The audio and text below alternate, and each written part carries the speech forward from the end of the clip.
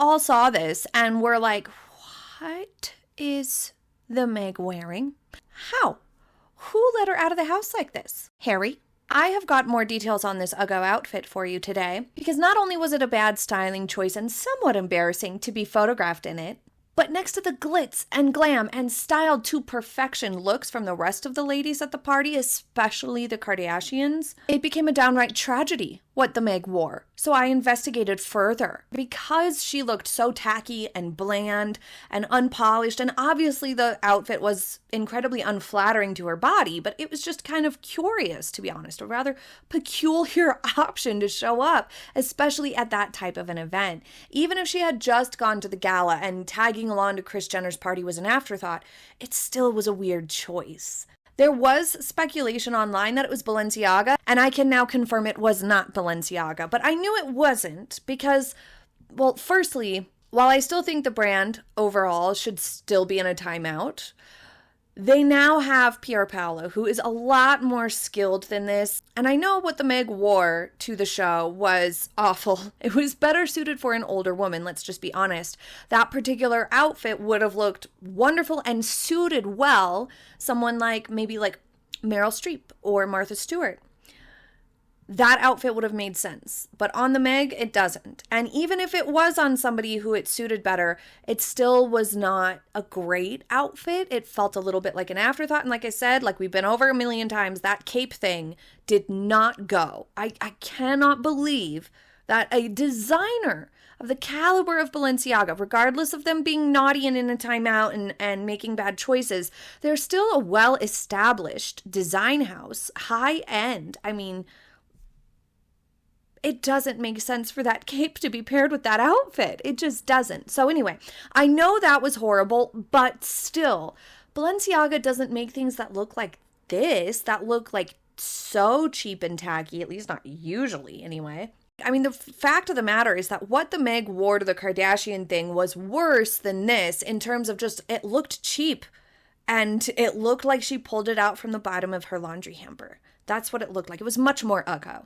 So it turns out that the top, the bodysuit, it was not Skims. I was wrong there. That was my prediction that it might have been Skims. It was actually this Wolford, Colorado bodysuit, which she previously wore in November 2017 for this outing here. So before we dive into this particular outfit, let me just state the obvious. This bodysuit is 8 years old. So no wonder it looked worn. But on this occasion, the first time we saw it, this was a time where I believe she was still using Jessica Mulroney as a stylist. And just as an aside, the juicy gossip surrounding the Jessica Mulroney styling situation is kind of interesting as well. Because when Meg first started working with Harry, as an official royal capacity or whatever, it was before their wedding, which was rather unprecedented. And she was allegedly using Jessica Mulroney as a stylist, which would include this picture here. But when it was revealed to the press, when people found out, I don't know how they found out. Maybe they were just inquiring about what Meghan was wearing, and they said that she was using this stylist, Jessica Mulroney. Meg petulantly was like, no, I do not use a stylist, and wanted to issue this statement. And I believe she did issue a statement. This is one of the sort of petty statements that Meghan made that the palace didn't agree with, because they were like, why would you comment on whether or not you're using a stylist? This isn't the type of thing we spend time commenting on. We're supposed to be taken seriously, not be worrying about, is she using a stylist?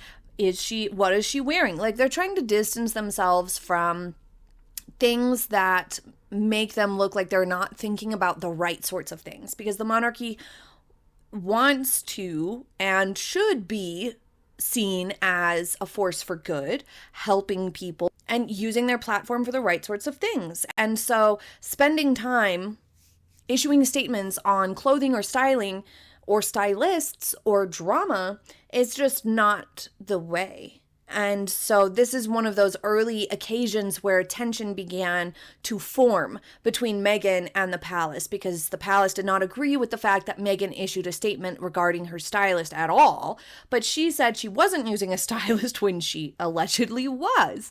So she just, wanted credit for the outfits, I guess, I assume. But after that, she began distancing herself from Jessica Mulroney, stopped using her as a stylist, and her outfits went just way downhill. I'm not saying Jessica Mulroney styled Meghan perfectly, but it was definitely better than these sorts of things.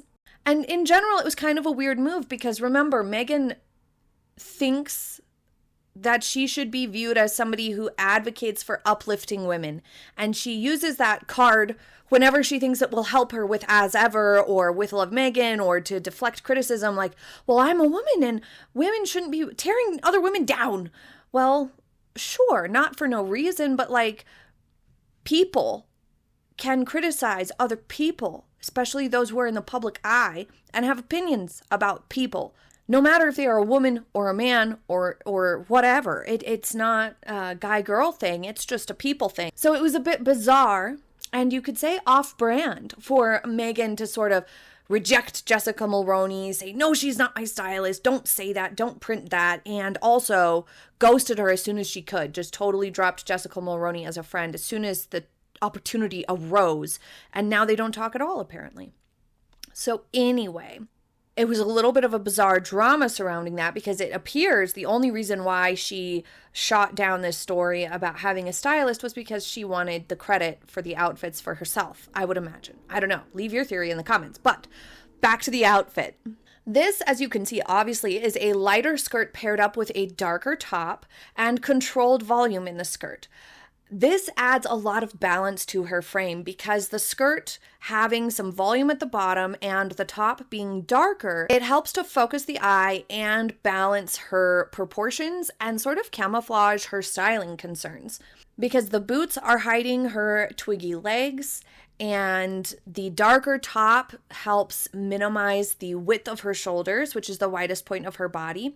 And then the little bit of volume below the thigh in the skirt also helps to balance out the shoulder line.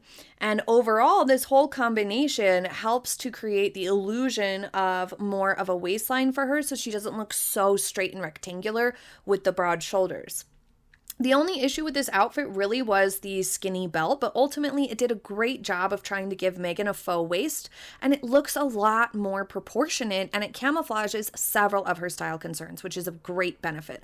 Also, as you can see, it looks like the skirt was hemmed, and maybe it wasn't hemmed the best. It maybe could have been hemmed a little bit more tidily, but it was hemmed, and that makes all the difference. The shoved up sleeves were still a mistake, but that has less to do with the outfit than how it is worn. So this here pictured from 2017 is the bodysuit that she wore to the Kim Kardashian party. And as you can see, some things have changed. It either shrunk dramatically or the Meg is has sized up since then, which is totally normal and fine. But before we get back into the current outfit, I would like to quickly invite you to subscribe, click the hype button and the like button, but only if you want to. So this means that this bodysuit was about 8 years old, and it shows. Granted, it was a $300 top, so it should hold up well to washing and things like that. But still, if you don't wash something the way it's meant to be washed, or it's a piece that you wear a ton, over 8 years, it's going to show. It's going to show that it's been used, it's been worn. So even though it should last pretty well, I think after you get past the first year or two, a piece like that should probably be migrated towards just your everyday wear, things that you wear on the daily, rather than something you would wear for an occasion where you're going to be photographed. Because remember, one of the biggest factors that changes whether an outfit is the right outfit for the occasion is whether or not you're going to be photographed or on film. If you are, then maybe you don't care how you come across on camera or in film, but everybody I know cares at least a little bit. Some people even avoid getting pictures taken at all because they just don't really like how they look and it doesn't make them feel great. And that's unfortunate. But if you take certain precautions with your undergarments, making sure you have a smooth base layer and making sure that the clothing that you choose are ones that will photograph nicely, meaning when they are photographed with flash, the fabrics look like they match on camera with the flash. As you can see, Meghan's did not. But you have to check that by like using a camera with a flash with those garments next to each other. Also, when it's on, if it's stretching and pulling like this bodysuit was, then it's going to look way worse on camera than it does in person. But anyway, given that this bodysuit is so old, it probably should have been retired from photograph ready occasions. But the Meg's body has also changed since she's bought it, that or it has shrunk a lot. Because like clearly it doesn't fit her as well now as it did 8 years ago, which is a normal thing to happen. I am not shaming anyone at all. That's just completely normal. Everybody changes. If your body stayed the exact same for 8 years, that would be an anomaly. But also we have just the general wear and tear of this garment, which is showing up dramatically on camera, but it can be completely visible in real life. So like the practical advice that we can take to learn from the Meg's mistakes is to photograph an item with the flash on before choosing to wear it for any sort of an occasion where you are going to be photographed or on film. That's an occasion that's important to you. If it's just everyday wear, it really doesn't matter because A, you're probably not going to get photographed, and B, normal everyday wear is just not the same thing as something you might wear to an event or an occasion that's more special or important to you. It's just not, casual day wear or things that you're wearing to run errands, and nobody judges those things in the same sort of a way as an occasion. Because it's not about the clothes. It's functional versus for appearance. Daytime, regular, everyday clothes are meant to be functional. They don't need to look perfect, and you don't need to go to great lengths of having a smoothing base layer. But if you're going to be on camera or do something that's important to you, you go that extra mile and it will boost your confidence. So this outfit, this top, not only doesn't fit well anymore, but it's just got some age to it, which is making it look a little scruffy, a little tattered, and stretched too tight across her body, like way too tight. It's so tight, in fact, that it contributed to making her midsection look bigger than it is. But that also came down to posture. The way that Meghan stands is typically either hunched and lurching forward, usually on her way to pester Harry or steal a microphone, or she shoves her chest up and out and tries to simultaneously like push her buttocks out, like in this picture. I imagine that she's trying to give herself a little bit more curve, a little bit more shape than she has naturally, but it's just not that way because you end up looking like this. You look silly, you look uncomfortable, you look bizarre. People are like, what are you doing with your body? Are you all right? And that's something we notice in real life and on camera. So it's something that like if you're around somebody who's like trying to push their buttocks out or trying to push their chest up, it's not like you don't notice that. And you might wonder if they're uncomfortable or if they're just like self-conscious. It definitely doesn't scream confidence to be trying to contort your body in a way to make yourself look different than you naturally are.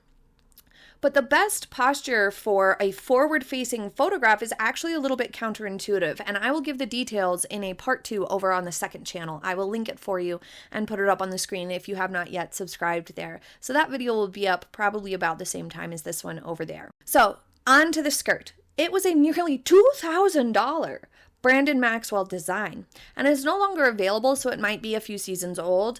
But as I said, a lot of these wrap-style skirts, while they do add more fabric to the hip, which helps balance Meghan's wider shoulder line, if they're not paired with the right top, you get this sort of a mess. And because of Meghan's short torso, she doesn't have the right sort of waistline for the correct placement for this sort of a wrap style skirt.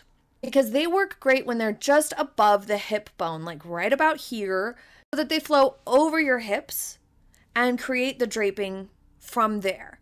But because Meghan's kind of straight along here, it was placed a little bit lower, like kind of around where her hips were. Like it was placed lower. And then it looked folded or rolled so that it wasn't too long. And then paired up with this mismatched top, it made the entire waistband area a focal point and made her stomach look heavier than it is. And it ended up looking messy and bulky rather than smooth and drapey and flowy and beautiful. Also, it looks like throughout the night, this skirt was changing. Like she was adjusting it too much, or maybe it doesn't fit her very well. I'm not sure, but it looked more drapey at the beginning of the night than it did as the night wore on. And so it also might not have been the best choice for a longer evening if the skirt kind of needs a lot of adjusting, because that's another thing. For an event, you don't want to pick an outfit that you're going to have to constantly adjust. Same with your undergarments. These two items simply just don't go together, and they shouldn't go together, and it's a problem we've seen with the Meg very often. It's just pairing the strangest things together that just don't vibe. They don't go well.